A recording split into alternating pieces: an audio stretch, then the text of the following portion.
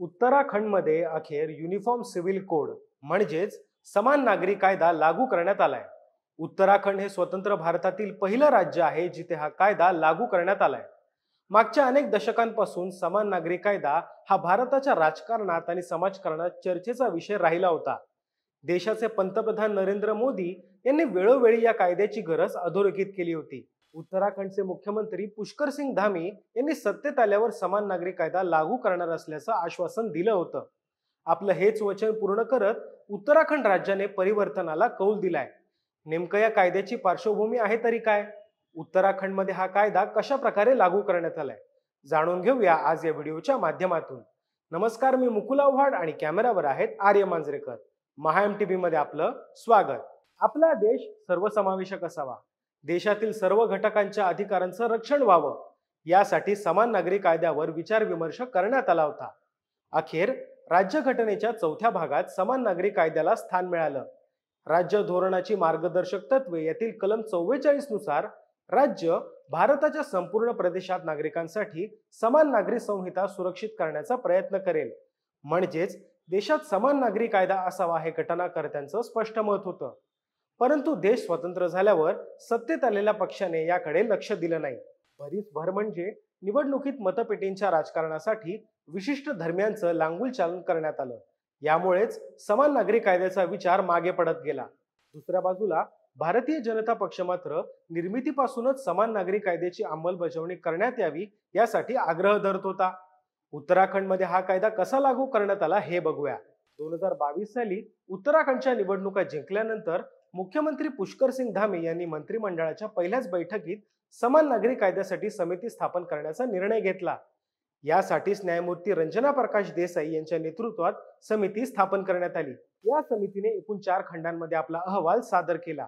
घटनात्मक तरतुदी, वैयक्तिक कायद्यांवरील भाष्य, सर्वोच्च न्यायालयाचे महत्त्वाचे निर्णय अशा अनेक घटकांचा अभ्यास करत समितीने आपला अहवाल सादर केला. या अहवालावर उत्तराखंडच्या विधानसभेत 2 दिवस सविस्तर चर्चा झाली. अखेर 7 फेब्रुवारी 2024 रोजी उत्तराखंड समान नागरी कायद्यावर राज्य विधानसभेने मंजुरीची मोहर उमटवली. राष्ट्रपतींनी सुद्धा या कायद्याला आपली मंजुरी प्रदान केली. यावेळी सदनात भाषण करताना मुख्यमंत्री पुष्कर सिंग धामी म्हणाले की आम्ही केलेला संकल्प आज या सभागृहात पूर्ण होतोय. मतपेढीचं राजकारण सोडून प्रत्येक स्तरावर समानता असलेला समाज घडवण्याची वेळ आलेली आहे. या कायद्याच्या नेमक्या तरतुदी आहेत तरी काय हे सोप्या भाषेत समजून घेऊया. उत्तराखंडमधील सर्व रहिवाशांना समान नागरी कायदा लागू करण्यात आलाय. अनुसूचित जमाती आणि काही समुदाय वगळता हा कायदा सर्वांना लागू करण्यात आलाय. समान नागरी कायद्यानुसार पुरुष आणि स्त्रियांचं लग्न करण्याचं वय अनुक्रमे 21 आणि 18 वर्ष निश्चित करण्यात आलंय. यासह सर्व धर्मांमधील घटस्फोटासाठी समान आधार आणि प्रक्रिया निश्चित करण्यात आलेली आहे. समान नागरी कायद्याअंतर्गत पॉलिगॅमी म्हणजे एकाच वेळी एकापेक्षा जास्त स्त्रियांसोबत पुरुषाने लग्न करणं किंवा एका स्त्रीने एकापेक्षा जास्त पुरुषांसोबत लग्न करणं या प्रथेवर बंदी घालण्यात आलेली आहे.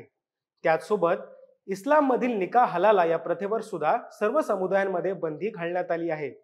UCCच्या अंमलबजावणीनंतर विवाहांची नोंदणी 60 दिवसांच्या आत करणं आवश्यक आहे. ही प्रक्रिया सुरळीत करण्यासाठी वेब पोर्टल सुद्धा उपलब्ध करून देण्यात आलंय. लिव्ह इन रिलेशनशिपच्या संदर्भात सुद्धा सरकारने महत्त्वाचं पाऊल उचललंय. समान नागरी कायद्यानुसार लिव्ह इन रिलेशनशिपची नोंदणी करणं आवश्यक असणार आहे. ही नोंदणी प्रक्रिया ऑनलाईन पोर्टलवर करता येणार असून कुठल्याही प्रकारे सरकारी कार्यालयात जाण्याची गरज भासणार नाही. UCC कायद्याच्या अंतर्गत मृत्यूपत्राच्या उत्तराधिकारीसाठी एक समान नियम तयार करण्यात आले आहे. तसेच यामध्ये मृत्यूपत्र आणि कोडीसील तयार करणं तसंच ते रद्द करणं यासाठीची प्रक्रिया सोपी करण्यात आली आहे. समान नागरी कायद्यामधली महत्त्वाची गोष्ट अशी की वेब पोर्टलच्या माध्यमातून उत्तराखंड सरकारने नोंदणी प्रक्रिया सोपी केली आहे. देशाला प्रगतीपथावर सक्रिय करणारा हा निर्णय घेण्यात आला असला तरी संधी साधू विरोधकांनी यावर टीकास्त्र सोडलंय. MIM पक्षाचे नेते असदुद्दीन ओवेसी यांनी नेहमीप्रमाणे या प्रगतीशील कायद्याला विरोध केलाय. दुसऱ्या बाजूला समान नागरी कायद्यामुळे लोकांमध्ये फूट पडेल असा अजब दावा काँग्रेसच्या कुमार सेलजा यांनी केला.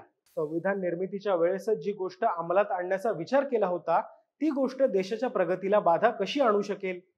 मतपेटीच्या राजकारणात स्वतःचं अस्तित्व शोधणाऱ्या पक्षांकडे नवीन कार्यक्रम उरला नसल्याचीच ही चिन्ह आहेत. दुसऱ्या बाजूला आसाम सारखा राज्य सुद्धा समान नागरी कायद्याची अंमलबजावणी करणार असल्याचं बोललं जात आहे.